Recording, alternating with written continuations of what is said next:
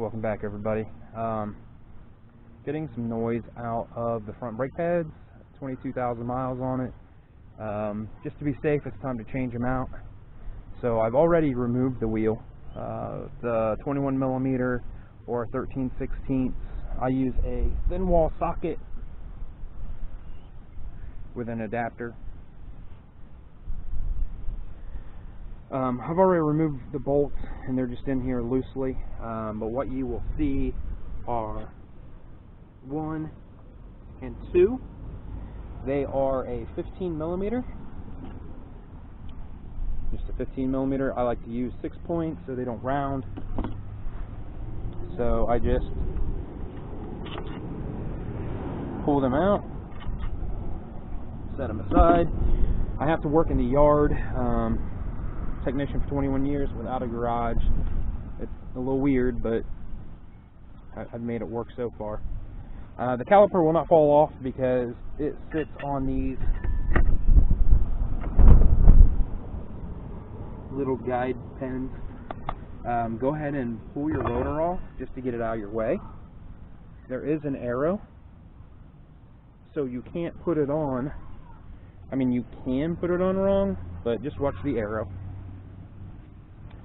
What we're using today are EBC brake pads. I get them from Baja Ron.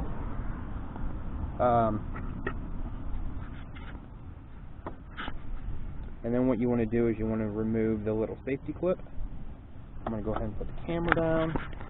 I don't think I'm going to be able to do much without holding the camera. So I will edit some of this out so it's continuous. Where that little safety clip just comes out. You can just use your fingers and pull it out. And then you need a T30. I already have it set up and I already broke it loose because I knew I would be holding the camera.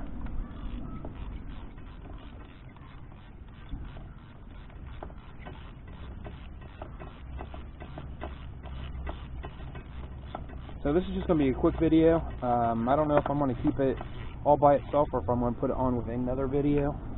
Tonight I'm just doing the front brake pads. If I wasn't holding the camera, you just simply pull down on that, pull the pin out.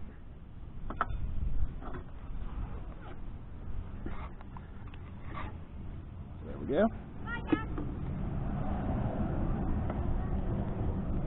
Brake pads simply pull out.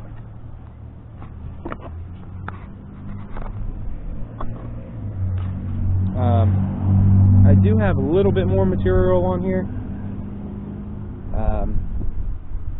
but it's my main source of transportation. One thing I did not go over is you want to push your pistons back. So you have 4 pistons, and all you do is with a flat bladed screwdriver, you can just work it in between the rotor and the pad and just push back nice and easy. If there's no effort, if there is effort, you're doing something wrong and you need to stop. So with these brake pads, I take the backing off.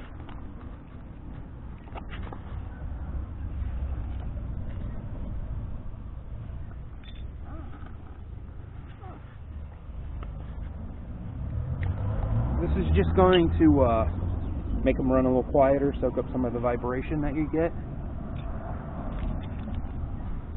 And they just snap right on the brand new ones.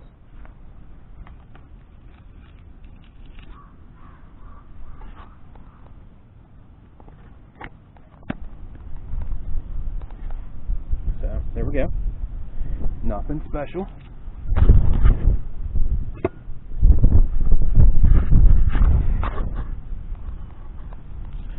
So these brake pads will only go in one way. You can see that hook and the cutout in that caliper. You cannot put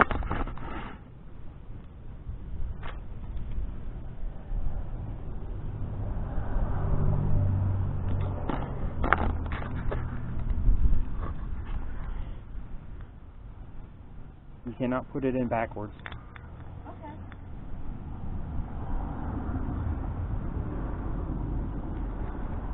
So they just simply slide in.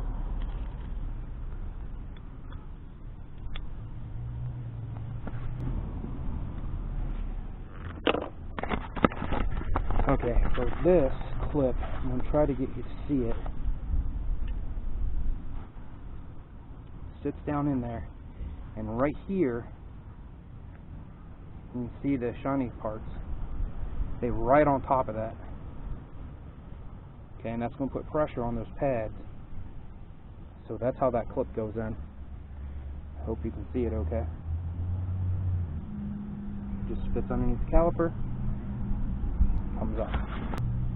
Install your pin.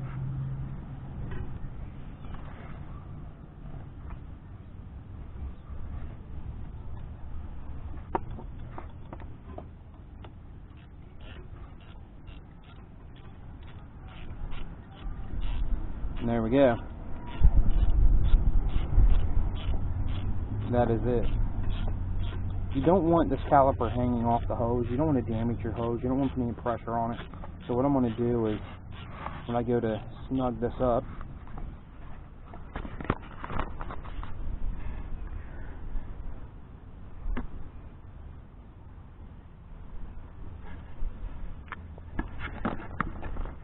I picked up the caliper, so I'm not putting any pressure on it.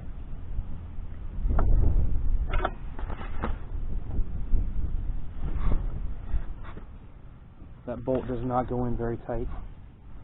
And then install your clip. So there we go. We got brand new pads. Put the caliper over here. Pick up the rotor. Make sure there is no dirt or debris along this mating flange. Make sure your arrow is in the front. And slide it on. You could even mark the rotor with the stud.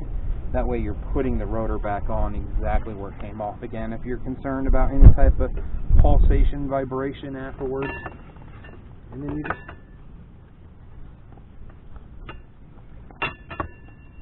simply put the caliper on. You can see it only goes on one way. Pick up your bolts. These things do come with Loctite on them, so you can always dab a little bit of Loctite. I've noticed anything from BRP comes with so much Loctite, sometimes it's hard to get some of these bolts out. I have noticed that. Once again, this is a 15 millimeter. I don't know if it's going to focus on that. 15 millimeter. And then you can always torque everything to spec. I'm going to rely on experience.